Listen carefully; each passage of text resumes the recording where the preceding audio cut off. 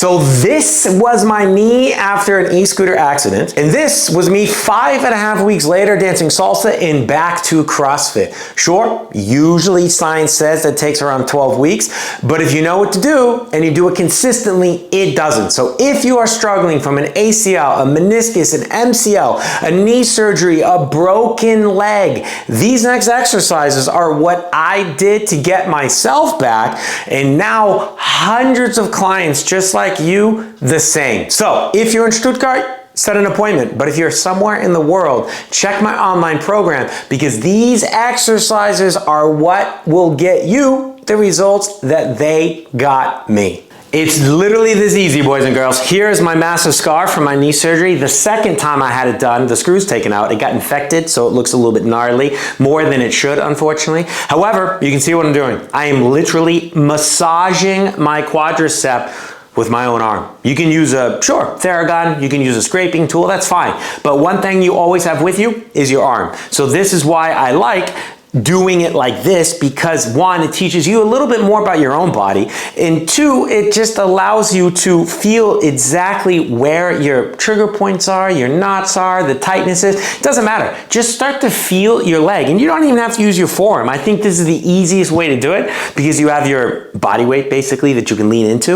You can also use your hands. You can switch it up a little bit. You can use your fist. Just start to touch yourself. I know that sounds a little bit weird, but the thing is yeah, expensive tools and nice tools and Theraguns and massage guns and I don't know, anything is fine.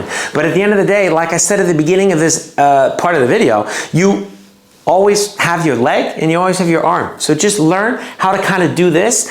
Also, if you can, in a standing position, because what is nice about this is we actually get a stretch of the leg. If you think about when we sit, I mean, everything is shortened, for example, at 90 degrees, right? Hips, everything. But also when we stand, when we're standing like this, all we have is 0 degrees of hip extension and flexion. We have no flexibility really at all going on. We have no stretch going on. So just standing in this position, if you're able to, obviously if you're in your first, 6 weeks of your knee surgery, maybe this is not possible, but then you can do it sitting down on the table or lying in your bed. But here it's fantastic because we already get a shortening of the quadriceps a little bit, so it makes it more relaxed, but then you get a nice stretch of your hamstring, something that actually is bringing it to a length relationship that we usually don't have. I do this every day anyways, not necessarily this massage, but when I'm waiting for my coffee or whatever, I stand often like this just to get an extra stretch in my leg, because it's these small things that make the big difference. Consistency is king.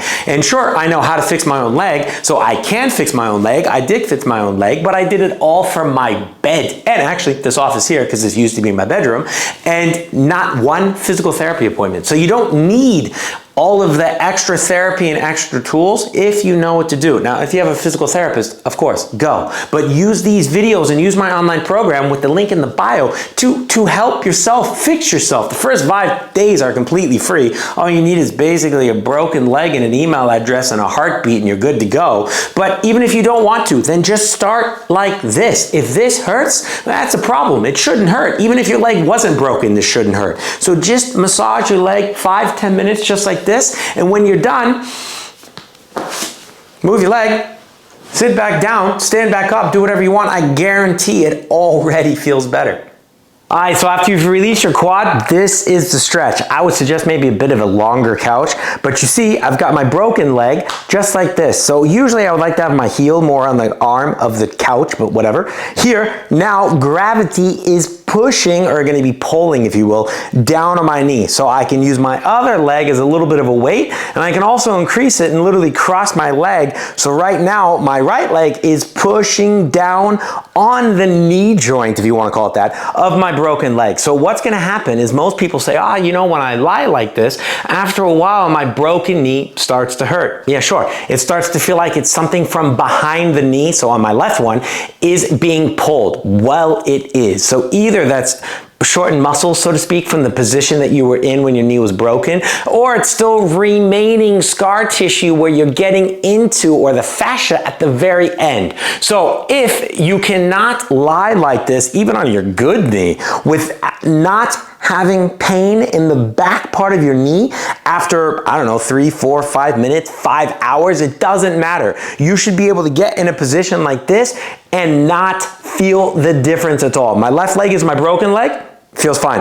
If I switch, I do the same thing. I don't feel a difference between either knee. The nice thing about this is you can do it all day, every day, as many times as you want, and you don't need any expensive stuff to do it. Man, you can even lie on the floor and put your foot on a basketball for all I care. You just need to find a way for gravity, which is free last time I checked, to be able to pull that knee down and do it consistently. Consistency is king. So do this more often and you will start to get the results like I did when I was back to doing everything I wanted to do after 5.5 weeks with the doctor's approval, when usually most people, man, I see in some Facebook groups on for the knee, for the tibial plateau fracture, that like 16 weeks later, they start walking with crutches. That is insane. So it should not be like that unless you, I don't know, fell off a bridge 5 times in a row. So granted, you have your physical therapist and your doctor, listen to them,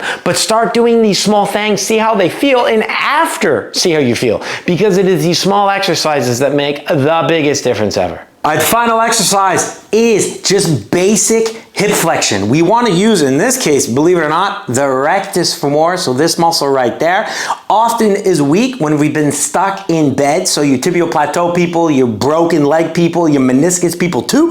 This might be you, the ACL people, you get back a little bit quicker. However, this right here, or you can go over a cone if you have one. You can make little like rainbows, or you can go over little packets of crackers. It doesn't matter. The point is, I want to see if I'm able to raise this leg, I would say minimum 15, 20, not minimum 20 times. 15, 20 times would be good to see if this bad boy starts to cramp up on me. And if it does, well, then we know we got an exercise to do. But then you can also check your other one and see if it's similar, because the balance of everything is important. Quite often, the leg that we broke is the best of the worst, can we say? So the other one is also trash, so fix both of them. So you basically prehab the other one from being broken or having an injury, and you make the other one better so it's not prone to injury again. So again, I can't stress enough, consistency is king. You just need to know what you need to do, and as long as you got a leg, a floor, a heartbeat, and a little bit of will, you can do this thing all day at home alone. And if you get muscle soreness, that's your body telling you that, hey, that was probably a good exercise to do.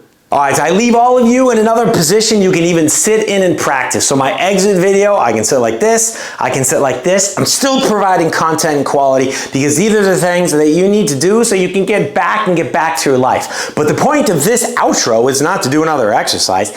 It's to say goodbye, and it's to do my shameless call to action to click the link in the bio and at least start my 5-day free knee program. I got a 10-day free back program. If you're in the Stuttgart area, you can come see me in my office. Sometimes I literally have people driving like 5, 6, 7 hours for an appointment. I couldn't be more than honored for that, but it's also incredibly sad that people have to go that far for help. So check my online programs out. I can't stress that enough. Nobody worked on me, and nobody works on me for my scoliosis, my broken knee, my sprained ankles, my shoulder impingement. I've done everything on my own. Now, of course, I know what needs to be done, but that is what I teach in these videos and my online programs. But if you don't do anything, I can't help you. So share this video with somebody that needs to see this.